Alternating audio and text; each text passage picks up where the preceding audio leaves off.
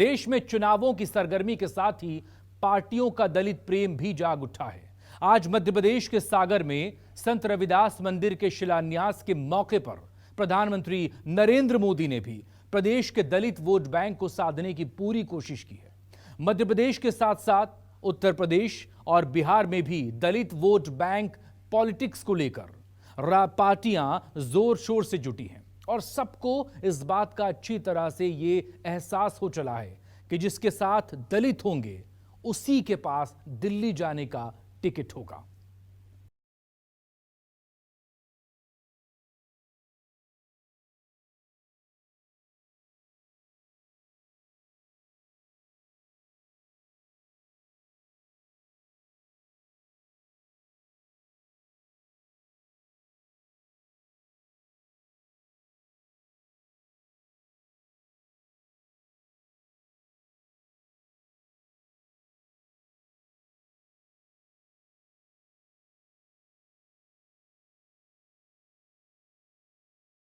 कि 4 राज्यों में कुछ दिनों बाद चुनावी शंखनाद होने वाला है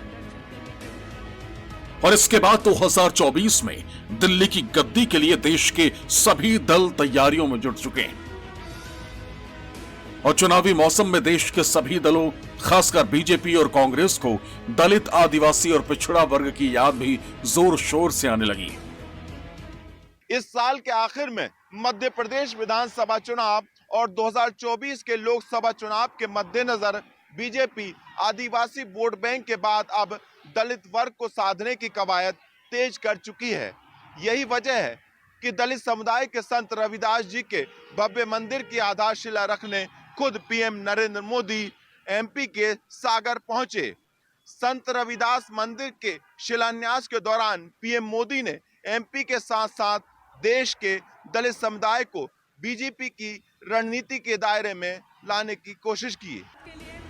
8 फरवरी 2023 को मुख्यमंत्री शिवराज ने सागर के पास संत रविदास के सम्मान में एक भव्य मंदिर बनाने की घोषणा की थी,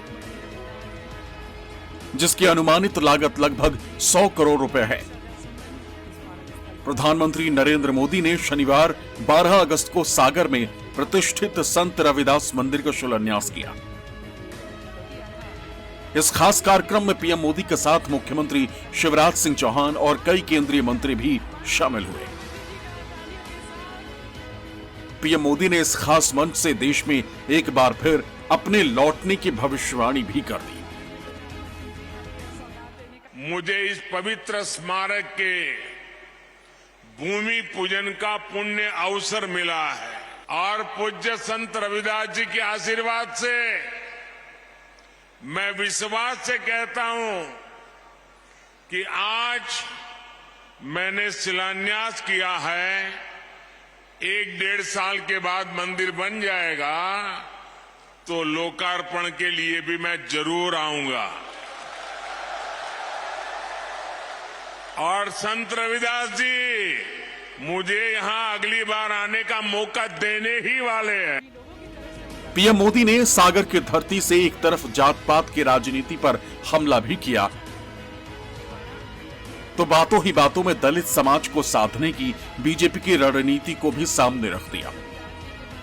संत रविदास जी ने कहा था, जात पात के फेर मही, जात पात के फेर मही उर्जी रही सब लोग, मनुष्यता को खात हुई रैदास जात कर रोग।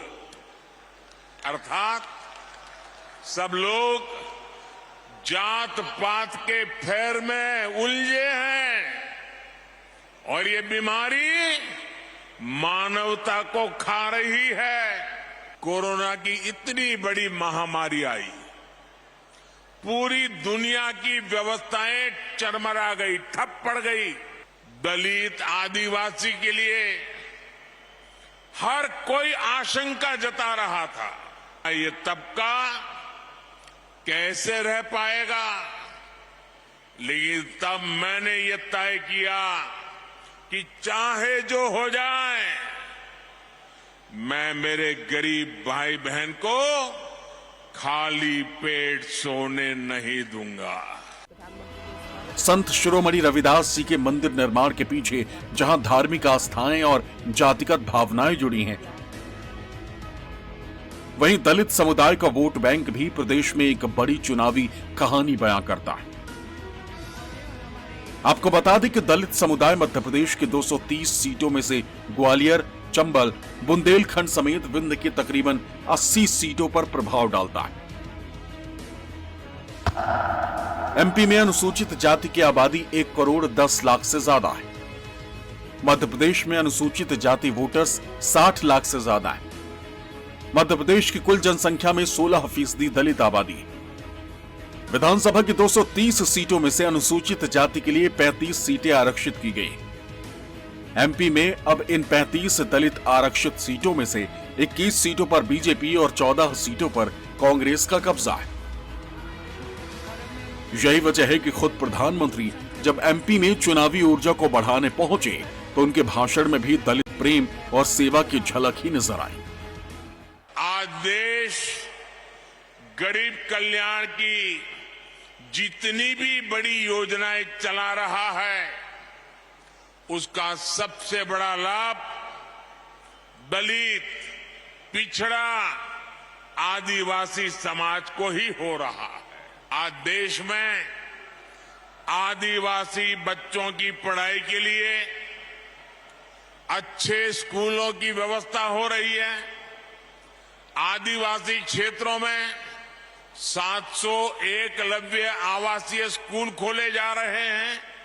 हायर एजुकेशन में जाने के लिए एससी, एसटी, ओबीसी युवा युवतियों के लिए अलग से स्कॉलरशिप की व्यवस्था की गई है।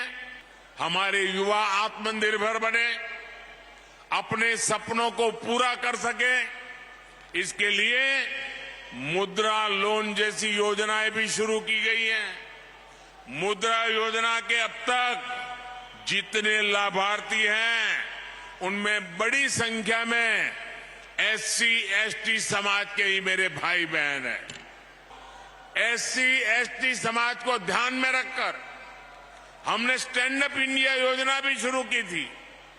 स्टैंड अप इंडिया के तहत एससी, एसटी समाज के युवाओं को 8,000 करोड़ रुपए की आर्थिक सहायता मिली है। हमारे बहुत से आदिवासी भाई बहन वन संपदा के जरिए अपना जीवन यापन करते हैं। उनके लिए देश वन धन योजना चला रहा है। पीएम मोदी ने मध्य प्रदेश के साथ साथ देश में मौजूद दलितों को भी साधने की कोशिश की। प्रधानमंत्री ने अपने संसदीय क्षेत्र वाराणसी से लेकर भोपाल और समूचे देश में दलितों के उत्थान और योगदान का जिक्र करते हुए विपक्ष की राजनीति को नया चैलेंज दे दिया। बनारस में संत रविदास जी की जन्मस्थली पर मंदिर का सौंदर्यीकरण किया गया। मुझे खुद उस कार्यक्रम में जाने का सौभाग्य मिला। यहां भोपाल के गोविंदपुरा में जो ग्लोबल स्किल पार्क बन रहा है, उसका नाम भी संत रविदास के नाम पर रखा गया है। भगवान बिरसा मुंडा के जन्मदिन को देश ने जनजातीय गौरव दिवस के रूप में मनाने की परंपरा शुरू की है। मध्य प्रदेश चुनाव में इस बार कांग्रेस और बीजेपी दोनों के लिए करो या मरो के हालात हैं। जहां शिवराज सरकार एक बार फिर प्रदेश की सत्ता में काबिज होने का दावा कर रही है, वहीं कांग्रेस पिछले चुनावी नतीजों को फिर दोहराना चाहती है।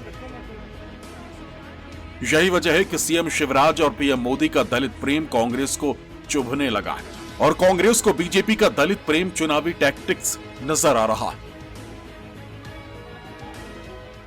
संत रविदास जी महाराज भारत को जोड़ने वाले संत थे। कोई जात नहीं, पात नहीं, ऊंचा नहीं, नीचा नहीं, छोट बड़ सब सम बसे। कोई छोटा नहीं, कोई बड़ा नहीं। भक्ति कैसे करें, कर्म कैसे करें, इसका संदेश देने वाले संत रविदास जी महाराज, उनके जीवन और दर्शन पर आधारित ये भव्य स्मारक बनेगा और आने वाली पीढ़ियां भी संत रविदास जी को जानेंगी और उनके बताए मार्ग पर चलेंगी। भारतीय जनता पार्टी को आज सब कुछ याद आने लगा, संत रविदास याद आने लगे, सब कुछ याद आने लगा। ये तो हालत है, पर वो सोचते हैं कि वो जनता का ध्यान मोड़ पाएंगे, वो सोचते हैं कि जनता को फिर से गुमराह कर पाएंगे। पर मध्य प्रदेश के मतदाता ने अब तय कर लिया है कि बड़े प्यार से शिवराज सिंह जी को विदा करेंगे। उत्तर प्रदेश की 47 लोकसभा सीटें ऐसी हैं जहां पर दलित, यादव और मुस्लिम आबादी 50% से भी ज्यादा है। यानी 19% मुसलमान और 21% दलित अगर एक साथ आ जाएं तो वोट शेयर 40% हो जाता है। बीजेपी, समाजवादी पार्टी और मायावती के इसी फॉर्मूले में साल 2014 में ही सेंधमारी कर चुकी है। 2014 के बाद से दलित मोदी के चेहरे पर ही वोट करता आ रहा है और अखिलेश यादव और मायावती इस बात को बखूबी समझ चुके हैं कि अगर मोदी को रोकना है तो पहले इन दलित वोटर्स को बीजेपी से दूर करना होगा। उत्तर प्रदेश में दलित पॉलिटिक्स की अहमियत लोगों को तब समझ में आई जब कांशीराम ने इसकी शुरुआत की और मायावती को 1-2 बार नहीं, दलित फॉर्मूले के चलते 4 बार मुख्यमंत्री बनवा दिया। अखिलेश यादव को दलित वोट बैंक की अहमियत 2019 के लोकसभा चुनावों के बाद समझ में आ चुकी है। 2019 के लोकसभा चुनाव में समाजवादी पार्टी और बहुजन समाज पार्टी साथ मिलकर चुनाव लड़े, लेकिन इसमें बहुजन समाज पार्टी फायदे में रही और अखिलेश यादव नुकसान में। 2019 में समाजवादी पार्टी को उत्तर प्रदेश में सिर्फ 5 लोकसभा की सीटें मिली। इसके उलट बहुजन समाज पार्टी को 10 लोकसभा की सीटें मिली। यूपी में हिंदू और हिंदुत्व के मुद्दे पर राजनीति करने वाली बीजेपी ने हर वर्ग को साधने की कोशिश की,